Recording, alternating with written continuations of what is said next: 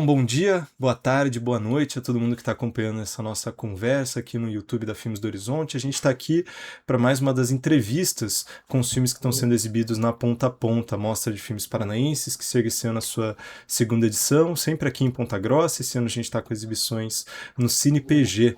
A gente tem feito exibições tanto de longas-metragens e também de programas de curtas-metragens. E sempre dentro desses programas de curtas-metragens com filmes paranaenses. A gente está aqui hoje com a equipe do filme Marmita. A gente vai conversar hoje com o Guilherme Peraro e também com o Taia Diego, um dos atores do filme. Guilherme Peraro, produtor e diretor. Para conversar com ele, a gente está aqui também com a Fran Camilo, nossa curadora da mostra para esse ano. Bom, gente, acho que, Perara, a gente tem começado todas as conversas ouvindo muito sobre os desejos e as gêneses dos projetos. Acho que é sempre bacana a gente ouvir um pouco de onde, no fim das contas, surgiu o filme e como que nasce esse filme paranaense, filmado em Assis, mas com a produtora de Londrina e alguém que hoje está morando em Maringá. É um filme multi-estado, né, digamos assim, né, com várias situações, né. Bom, gente, primeiro, obrigado aí, né, pela oportunidade de estar falando sobre o filme Marmita. Fico bem feliz de estar participando, né, e exibindo agora pela segunda vez em Ponta Grossa, né, no Ponta a Ponta agora. No passado o filme foi exibido no festival no Campos Gerais também. E, bom, o Marmita, acho que ele nasce bem, assim, digamos, ele começa a tomar um corpo porque é uma história real que passou, né, eu, na verdade, mais presenciei do que vivi, mas a história se passou com o protagonista do filme, que é o Lourenço. Ele mesmo viveu a história, né? Então eu acho que o filme começa a nascer a partir do momento que o Lourenço fala: pô, eu participo dessa história se você escrever, assim, né? Porque a gente viveu essa situação, ele muito mais do que eu, e foi uma situação muito difícil, né? Porque a gente trabalhava numa consultora, e ele iniciou esse trabalho nessa consultora antes, nessa obra, que era num bairro meio afastado, em Londrina. E depois de um tempo ele me liga dizendo que não queria ficar mais lá porque estavam roubando a marmita dele, assim. E, bom, ele como, né, trabalhador da construção civil, né, enfim, é um trabalho pesado e não estava comendo, o que é extremamente difícil, né, digamos assim, para um trabalhador da construção civil. E depois a gente descobriu, né, depois ele me falou até com um pouco de vergonha de que estava sendo roubado por uma criança, e essa criança tinha uma arma, né, tinha um 38, assim, era um garoto. Ele trabalhava, o menino, na realidade, ele tinha 8 anos, e ele trabalhava para o tráfico local, ele era um aviãozinho do tráfico. E começou a fazer bullying, tanto com ele quanto o Cícero, né, que é um outro personagem da história, que não é a pessoa real que está ali, né, a gente acabou mudando, mas os dois eram assaltados e, durante mais ou menos uma semana, tiveram suas comidas roubadas por essa criança. Bom, a história acaba se desenrolando com, né, que aí ele entraram em contato comigo, né, e aí eu tive que ir atrás e tentar fazer alguma coisa. E a polícia não entrava na época, a gente tentou, era uma obra pública, mas o próprio fiscal da obra disse que ninguém entrava lá, porque, enfim, era um bairro dominado pelo tráfico, e a gente procurou o traficante local. Conversamos com o traficante, e aí foi uma coisa meio Cidade de Deus, assim, que ele pegou, jogou, trouxe todo mundo. Eu lembro, num sábado, colocou todo mundo numa quadra de esporte, que a gente estava reformando essa quadra, juntou toda a molecada que trabalhava lá para ele, e meio que ameaçou, assim, se alguém roubasse de novo, ele ia dar um tiro na mão de quem roubasse. E principalmente jogando pro garoto, que é o Manchinha, né, que era o apelido dele mesmo, né. A partir daí parou, tal, e nada aconteceu com a criança, a coisa seguiu, né. Só que aquilo, a gente, tanto eu quanto o Lourenço e os outros na época, móvel que tinha muito mais gente, né, diferente do filme, a gente tinha aquele rolo compressor de trabalho, né, e aí o tempo passa, a gente, volta e meia, eu encontrava o Lourenço, a gente conversava, trocava uma ideia, e vinha sempre essa história desse garoto, né, que, puxa, 8 anos de idade, né, roubando para comer, né. E aquilo ficou na nossa cabeça, tal, e até eu falei pro Lourenço, né, daria uma história, daria um filme isso aí. Ele falou: realmente, né, você não escreve, eu sei que você trabalha com isso, né, escreve um filme aí. Falei: se eu escrever, você trabalha? Ele falou: trabalho. Né, e aí meio que me pressionou a fazer esse roteiro, escrevi o roteiro. E aí, quando surgiu a oportunidade de a gente gravar, né, aí foi através do PROAC em São Paulo, a produtora de São Paulo, que aprovou o projeto. Na época eu estava como coordenador lá do polo do Velho Oeste, lá em Assis. e a Equinopsis entrou como coprodutora, né? Então virou essa coprodução São Paulo-Paraná. Eu acho que aí hoje revendo isso, sabe, Borges e Fran, para mim foi muito mais uma questão talvez de culpa por não ter feito nada pela criança. Assim, acho que a história começa a crescer dentro da gente por isso, assim, sabe? Como falei para vocês, esse rolo compressor que passa, né, dessa vida nossa de todo dia de trabalho, enfim, de nunca ter tempo para nada, né? E quando a gente olha para trás, eu lembro dessa criança com 8 anos, praticamente pedindo ajuda, né? E a gente não fez nada, né? Foi simplesmente ele continuou lá trabalhando no tráfico. Então, para mim, a história surge como uma culpa mesmo. Foi quase uma expiação de culpa, de tentar, sei, mostrar essa história e ver, ó, isso acontece ainda, né? Por mais absurdo que a história seja, né? Acho meio... Me lembra muito Quixote, né? Sei lá, um filme de 40 anos atrás, mas que está muito atual ainda, né? E isso aconteceu em 2010, acho, 2011, né? E com certeza acontece hoje em muitos lugares, né? Então o filme nasce muito disso, dessa vontade de realmente colocar a história dessa criança tá aí. Só que aí, aproveitando isso também, eu acho que eu tive muita dificuldade de tentar contar a história através dos olhos da criança, era o primeiro objetivo em fazer isso. E a partir do momento que o Lourenço, depois de eu ter trocado uma ideia com ele sobre, ó, estou escrevendo a história tal, e ele me conta que ele estava estudando no EJA, porque ele não sabia ler e escrever, e estava estudando, e tinha acabado de se formar, estava se formando, né? Me dá um estalo, assim, eu falo, puxa, a história realmente é sobre esse homem, né? Que ele encontra essa criança e o que ele pode fazer por essa criança. E aí eu inverto, acho que aí tem essa inversão de tentar contar a história pelos olhos dele, assim. Essa pessoa que está estudando e tentar ligar o conhecimento que essa criança não tem, que poderia ter, que poderia, de repente, tirar ele dessa situação que ele está, né? Então, meio que tento linkar o conhecimento, a escola, falar com uma tentativa de saída, de solução para essa vida que ele leva, que realmente é bem complexa, né? É bem difícil a situação, assim, né? E acho que vai mais ou menos por esse caminho, assim, sabe?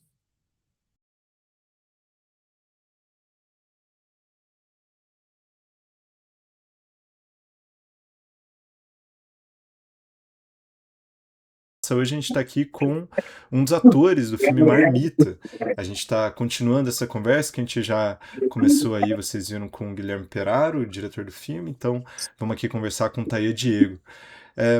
Taia, acho que antes de começar a ouvir um pouco mais de como foi o processo de fazer o filme, queria te perguntar sobre como que foi chegar nessa história. Como que foi esse convite? Como que você conheceu o Guilherme? Como que você entrou nessa equipe de realização do filme? Eu conheci eles quando eu tava vendendo bala. Daí eles chamaram o Cauã para nós ir lá descer para oeste. Daí eles conversaram com nós, tudo certinho, explicaram para nós se nós queríamos participar. Daí eu aceitei, porque foi meu primeiro filme, minha primeira coisa, né? A gravar. Mas eu gostei muito. E como que foi esse processo? Como que foi para você atuar num filme? Como que você se relacionou com a história, principalmente? Você achou que a história tinha alguma coisa a ver com a tua trajetória? Como que você foi sentindo esse contato com a narrativa ali do filme? Ah, eu não sei, foi. Eu acho que a história combinou um pouco mesmo. Combinou um pouco. Que o Cauã no final do filme ele desaparece, porque ele tava roubando as marmitas, e daí ele roubava as marmitas pra mim comer, tem um pouco sentido, sim. Uhum.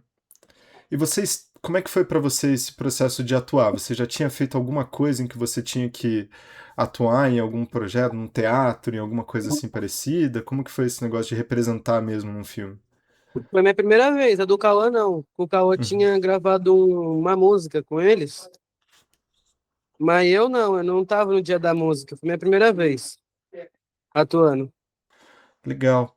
É, eu fico pensando que o filme ele tem uma importância grande na maneira como vocês conversam ali, né, no diálogo entre os personagens e tal. Como que foi essa parte de vocês lidarem com o roteiro? Vocês receberam o roteiro antes? Vocês criaram o roteiro Nós meio tinha, juntos? nós tinha recebido o roteiro, Uhum. daí nós ficou acho que uma semana lendo antes de gravar. Nós ficou lendo. Daí falou assim que se na hora não for pique, eu tô falando uma coisa do papel. Se eu quisesse mudar uma coisinha, eu podia mudar.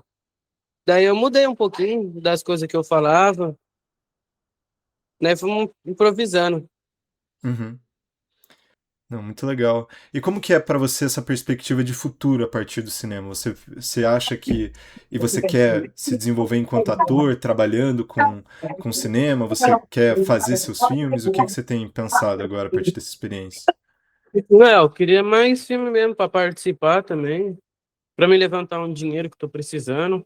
Uhum. E marcha, correr atrás dos trampos e gravar. Eu quero ser um artista. Pra gente fechar, queria só ouvir um pouco mais da tua experiência daí com o contato com os outros atores do filme. Como é que foi esses Contato com momentos os das outros gravações atores? mesmo? É, não só com o Ah, Cauã, mas com todo o elenco do filme que vocês gravaram. Como que foi nas gravações a interação entre vocês? Como é que como é que foi ah, pra você atuar com os outros assim? Porque às vezes, né, a gente tem uma experiência sozinho atuando, falando com a câmera da nossa ah, parte, mas a foi gente de cria um boa, jogo com o outro, porque, né? porque o Cauã já era amigo faz tempo, né? Eu e ele. Uhum. Daí foi de boa pra eu e ele atuar junto. E com os outros, os mais velhos, como é que foi? Ah, os outros mais velhos eu não conhecia, eu fui se falando com eles, fui conhecendo e fui fazendo amizade com todo mundo. Né? Gostou bastante do Gui, o Gui é da hora, operário. Aham. E, Peraro, na verdade são duas questões assim em relação a isso, né? Eu acho que entender como que você entende o papel do cinema nesse lugar também de expor histórias, né? De transpor a realidade e que às vezes a gente não consegue fazer nada ali, né? Porque é um sistema, né? A gente sabe que não é só ali, mas existe toda uma questão muito maior para a gente lidar. E como que você vê o cinema dentro disso, né? O papel do cinema dentro dessas histórias, muitas vezes ocultadas, silenciadas. E também como que foi, e aí é uma coisa mais de produção mesmo, né? Como que foi a montagem dessa equipe, né? Porque teve uma parte que foi feita, foi gravada aí, mas após teve pós de Londrina, né? Então, fala um pouco também dessa escolha de equipe, como que foi esse processo também de ser gravado nessa coprodução. Bom, para mim o cinema acho que tem um papel social, político, né, além do entretenimento, né? Acho que a gente precisa, ele é uma ferramenta, né, que a gente pode usar para, enfim, para levar histórias que são apagadas, né, ou até reparações, né, tanto históricas como sociais também. Acho que no caso do Marmita talvez uma reparação mais social. Não digo também, é difícil falar em reparação, porque também é um problema que está aí, dificilmente vai ser resolvido, né, de uma forma tão simples assim, né? Acho que é uma situação muito complexa, né, que envolve muitas coisas, né, a situação do Manchinha, tá, desse garoto, né, que a gente, né, encontrou aí pelo caminho, de estar na situação que ele está, né, e como vê hoje, né, acho que até um pouco talvez depois até ligando um pouco a situação do Tayan, que depois vocês conversaram com ele, a gente pode falar um pouco mais, não sei o quanto que ele colocou, mas eu tenho a liberdade com eles de expor alguma situação deles também, né, e eu vou entrar um pouco nessa questão da produção. Mas a questão do cinema, eu acho assim, e já falando um pouco do cinema, que eu gosto e que inspirou também um pouco esse filme, né? Acho que eu já falei do Pichote, que acho que é um filme que para mim é muito caro, assim, até nessa comparação, né? A gente tentou se basear muito em algumas coisas do Pichote, acho que nesse sentido do cinema tentar fazer algo social também, né?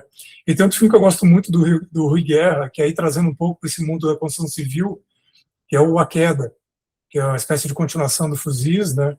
Eu acho um filme também que traz uma situação de uma precariedade também da construção civil. É um filme de 1977, se não me engano, 78, não lembro agora, mas que até hoje é muito parecido, assim, a situação precária onde que se vive esse trabalhador da construção civil. E eu também queria trazer um pouco disso, né? Eu também trabalhei muito tempo com construção civil, né? Sou engenheiro de formação e por muito tempo trabalhei agente duplo, né? Cinema e construção, engenheiro, fazendo 3 turnos aí, né? Mas então, tanto a Queda quanto o Pichote, acho que vieram tentar solidificar um pouco essa ideia de como juntar isso da construção civil e dessa situação social aí, né? Sobre um pouco entrando mais na produção agora, bom, como eu falei, eu estava trabalhando como coordenador lá do Polo do Audiovisual do Velho Oeste, que é uma iniciativa feita lá em Assis, interior de São Paulo, e eles estavam com uma iniciativa de começar a fomentar a produção e também fomentar a mão de obra, né? Qualificação de mão de obra. E eu tinha esse roteiro do Marmita, que já estava um tempo, assim, encostado, digamos, que eu tinha escrito, estava lá, né, esperando a oportunidade de colocar também, de produzir. Mas minha carreira sempre muito foi feita em cima de produção, né? Eu trabalhei mais na produção, até por ser engenheiro, né? Meio que caiu no colo, assim, né? Faz aí o orçamento, né? A gente ficou mais nisso, essa parte de organização na produção. E a carreira de direção, assim, foi meio ficando de lado. Eventualmente fazia um outro filme, mas sempre muito meio sem tempo, né? E com Marmita, estando lá dentro do Polo, surgiu essa oportunidade, né? Apesar de eu estar fazendo essa coordenação de produção lá, surgiu a oportunidade de ter essa equipe disponível, querendo fazer alguma coisa e com necessidade de ter histórias, tal, né? Mostrei a história para a Fernanda Scutter, que é a produtora do filme, e ela gostou bastante, ela acabou inscrevendo no PROAC, e, assim, para nossa surpresa, o filme entrou, assim. Então, acho que não tinha nenhum filme do Polo ainda, estava iniciando, né? O PROAC é extremamente difícil, você conseguia muito competitivo, né? E, lógico, era uma verba pequena também, né? E aí a Quinópolis entrou também com parte de equipamento, né? Que a gente tem, com questão de serviço também que a gente colocou dentro. Então, meio que virou uma mescla, assim, né? A gente trouxe algumas pessoas de Londrina, que aí na época foi Giovanni Nori, que fez o som, o Lourenço, que é o ator, né? Que não é ator também, na verdade, né? Mas é a pessoa que vive a história, e eu, né? E a gente entrou com essa equipe de Assis, que são pessoas que estavam iniciando também, né? Alguns já tinham feito um outro filme, mas a maioria das pessoas eram iniciantes também, né?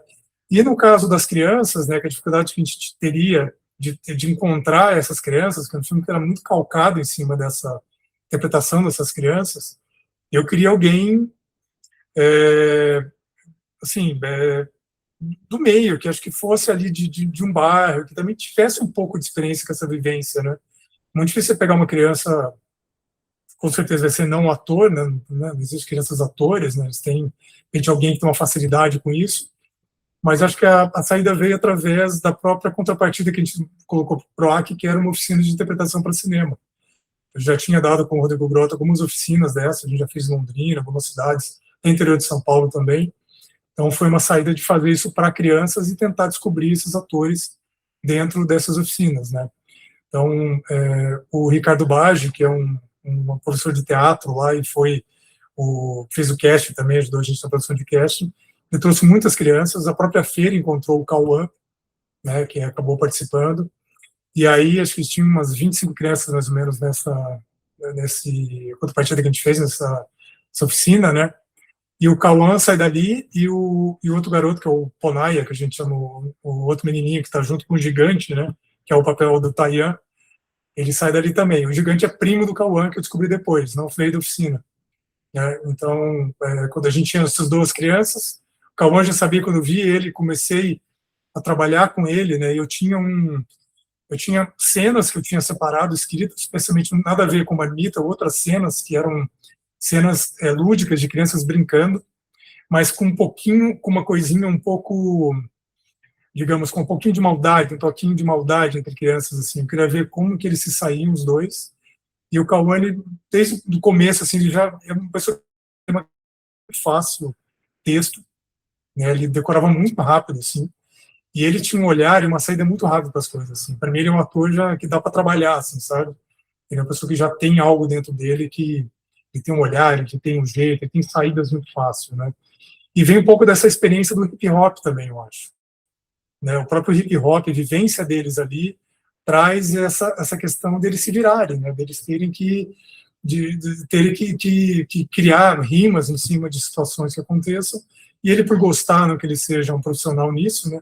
Mas ele, por gostar disso, acho que isso deu uma certa traquinagem ali para ele, né, ter essas saídas, né, de interpretação.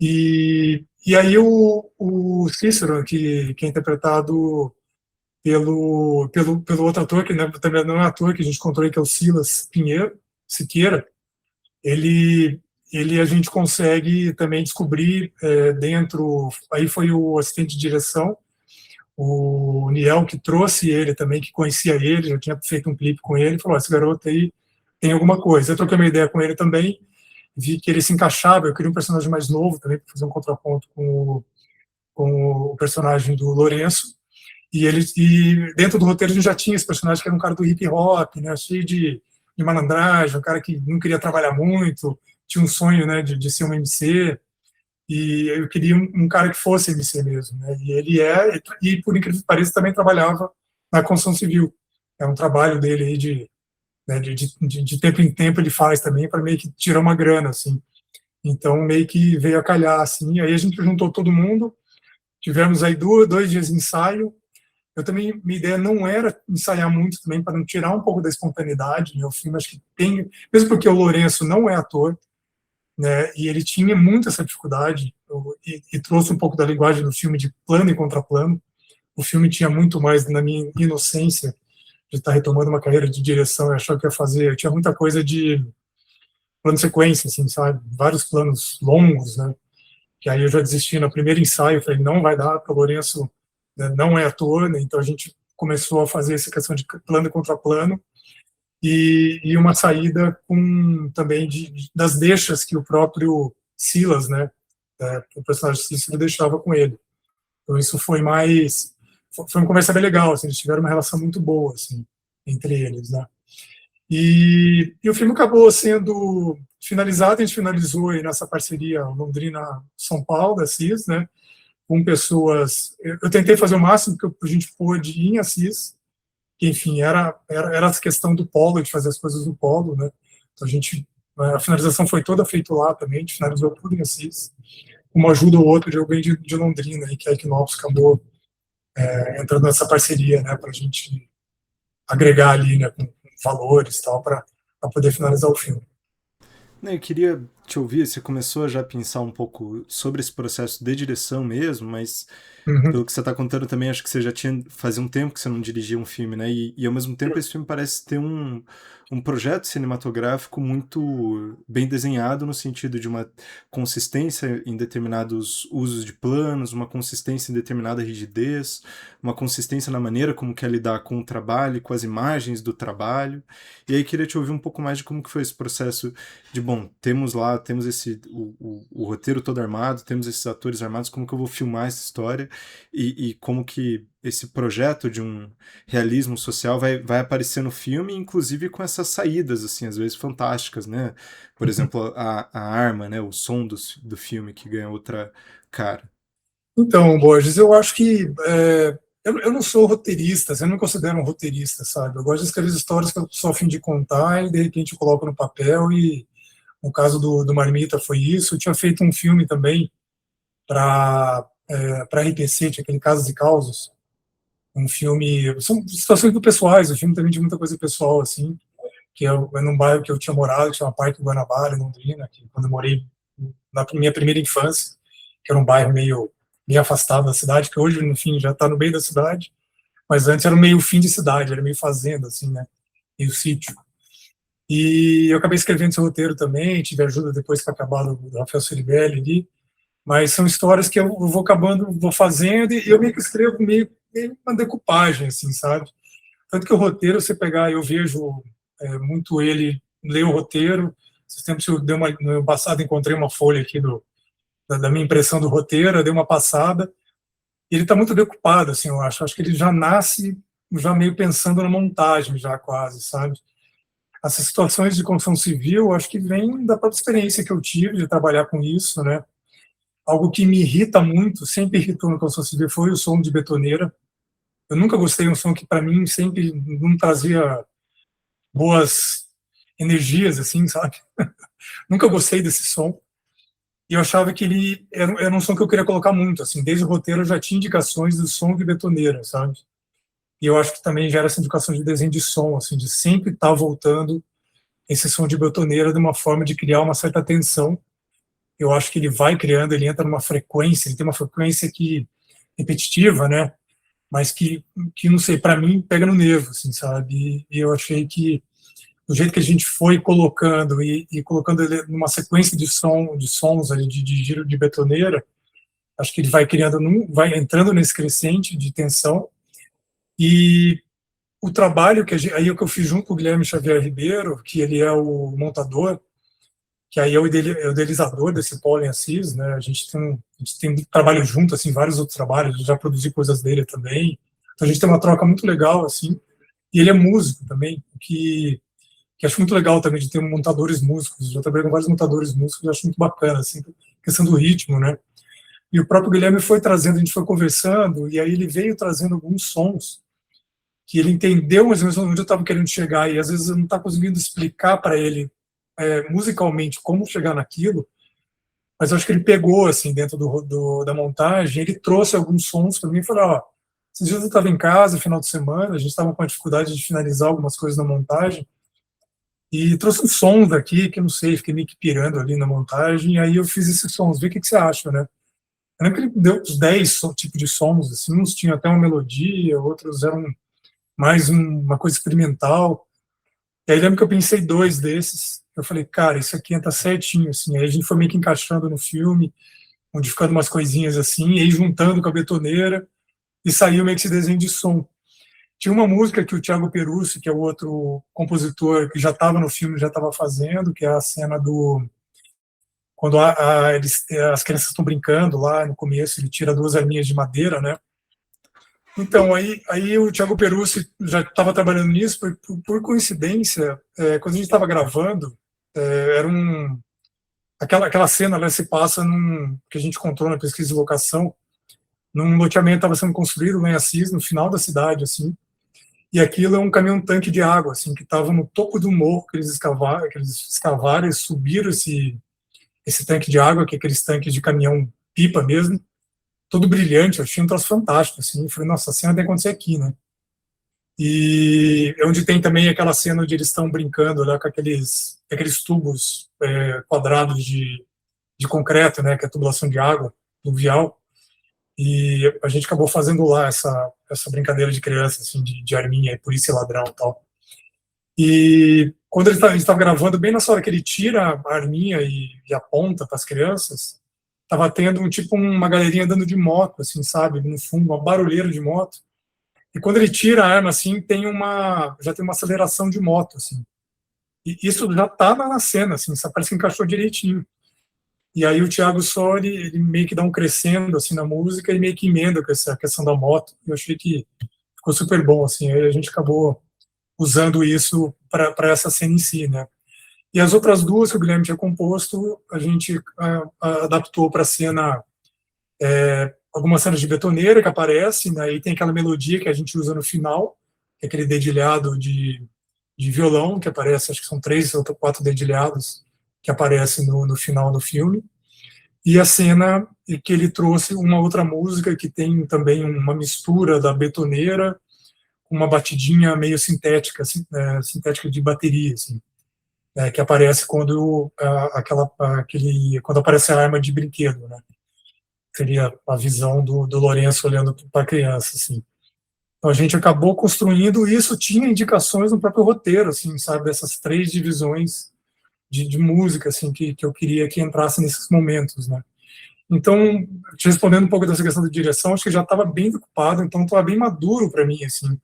Tanto quando a gente gravou, foram 3 dias de gravação, tinha pouca grana, né, foi muito rápido, como eu falei para vocês, com pouco ensaio com os atores, então a coisa era muito agilizada, assim, não dava para perder muito tempo. E a única coisa que foi, assim, correu super bem, mas a única coisa que me preocupou na filmagem foi justamente a cena que ele tira a arma de brinquedo, que, assim, não tinha luz mais, estava caindo o céu, né, porque, assim, atrasou, a gente acabou gravando muita coisa, e a gente gravou um contra, assim, foi um contra-luz, assim, que estava, mas o fiapinho de luz que tinha, que quando eu gravei, eu estava filmando, eu falei, nossa, perdi essa cena, estava tão bonito, assim, né, porque o Lourenço chorou, sabe, o próprio Lourenço viu aquilo né? Ele já lembrou de quando aconteceu com ele também, o garoto tirando a arma para ele chorou na cena, e aí foi tão bonito, assim, sabe, foi tão forte, e eu fiquei meio com pena de a coisa não ter saído, assim.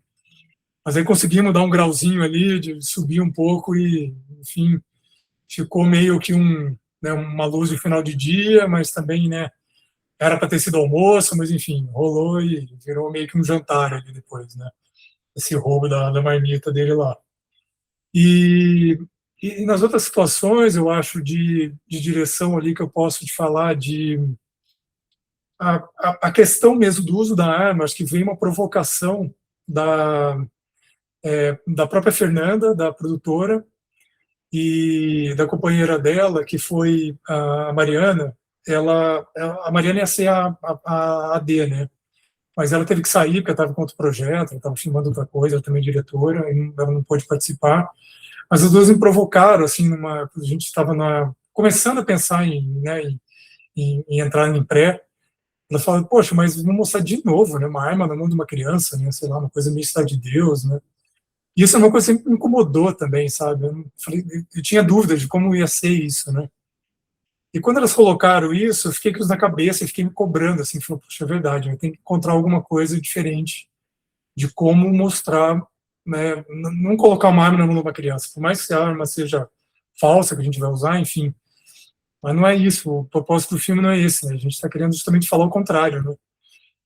E foi meio, acho que foi, agora eu também não sei, acho que eu acabo criando alguma coisa, mas acho que foi num sonho que eu tive, porque de manhã, assim, meio que veio num estalo, assim, acho que eu devo ter sonhado, porque de tanto que eu fiquei pensando, e veio essa questão da arma de brinquedo, da gente ter uma arma de brinquedo e aí meio que tentar trabalhar, porque o filme mesmo, né, o roteiro mesmo já tinha, de que parece em certos momentos, assim, o que aparecia na tela era a visão do Lourenço, era como o Lourenço queria enxergar aquela criança, né, por fatos que, lógico, que a gente não conseguiria desenvolver muito no filme, mas minha ideia sempre foi que foi uma pessoa, ele mais de idade, ele seria um avô hoje, e ele meio que relacionava aquela criança com o fato dele ser avô, ele ter os netos dele, e não concordar de ver uma criança naquela situação de rua, né, naquela situação trabalhando com tráfico de drogas, né.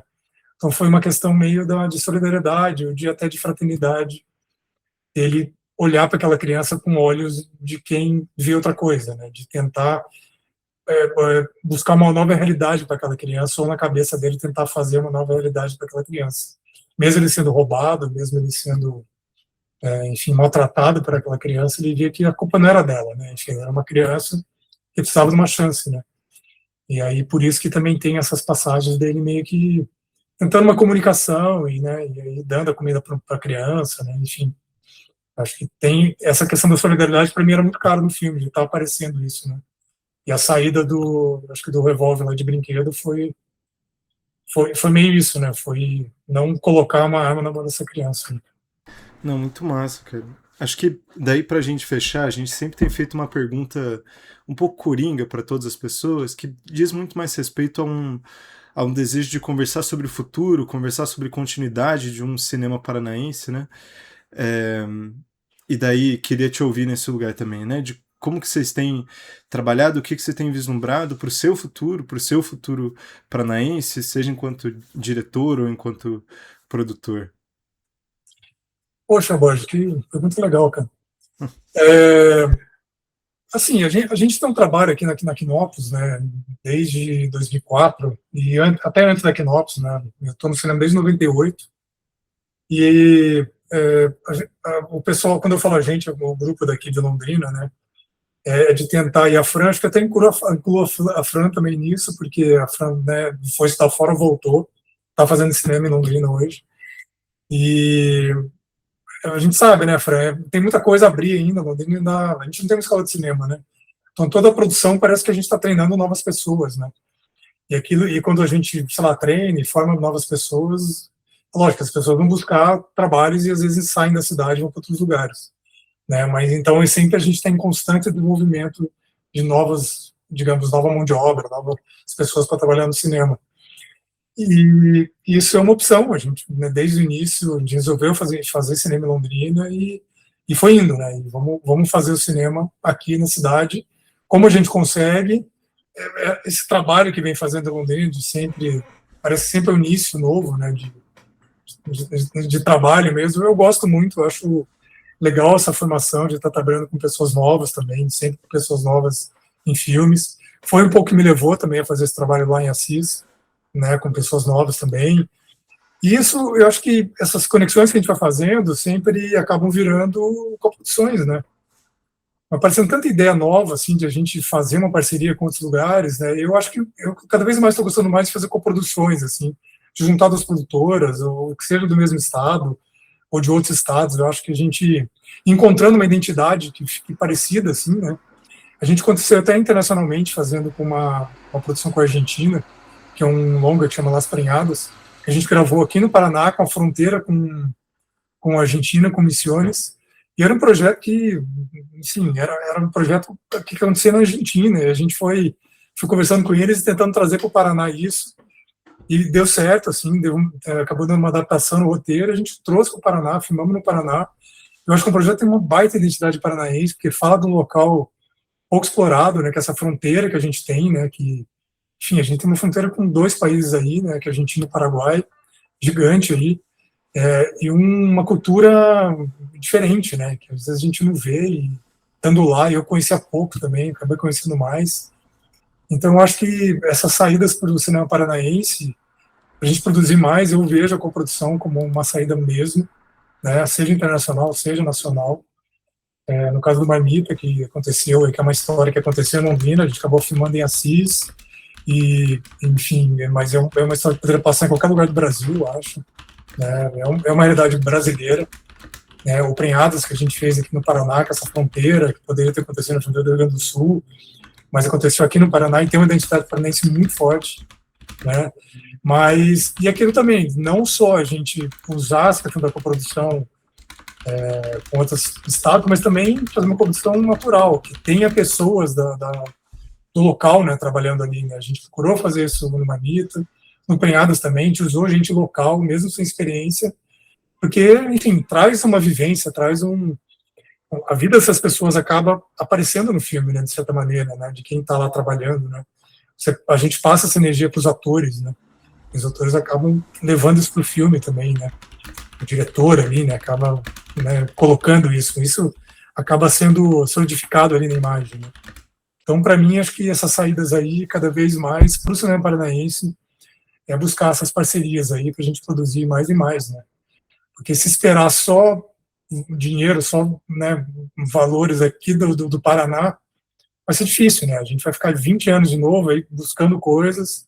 A gente sabe que o valor não dá para todo mundo, né? Mas talvez aí trazendo coisas de fora aí a coisa funcione, né? A gente consiga aí aumentar essa produção paranaense, que já cresceu muito, né? Porque eu lembro quando a gente começou em 2004, aí, meu Deus, é outra coisa, né? Hoje a gente vê, vocês estão fazendo, né, um festival só com produções paranaenses, né, que é fantástico. Antes 2, 3 filmes que conseguiria no ano e olha lá ainda. Bom, muito massa, Perara. Acho que é isso, a gente tentar encontrar não só parcerias de fora, assim, mas acho que parcerias entre os municípios para que também consiga, né, garantir com que o Estado produza mais enquanto Estado mesmo, assim, né, enquanto Estado que reflete sobre si mesmo, assim. Mas, poxa, cara, brigadão pelo papo, fiquei muito feliz de a gente ter conseguido fazer rolar e muito feliz de você ter topado o convite para estar na mostra, então vamos nessa, espero que o pessoal que esteja assistindo assista não só essa, mas também as outras entrevistas que a gente tem disponível aqui no canal. Obrigadão. Poxa, Borges, obrigado, Fran, valeu mesmo aí, e, pô, continue aí assim, com o festival, que eu acho que merece, né, mais edições, né, com certeza agora fazendo essa sequência aí, vocês vão conseguir entrar nos editais da vida aí. Conseguir gravar mais, né, para Cinema Ponta Grossa.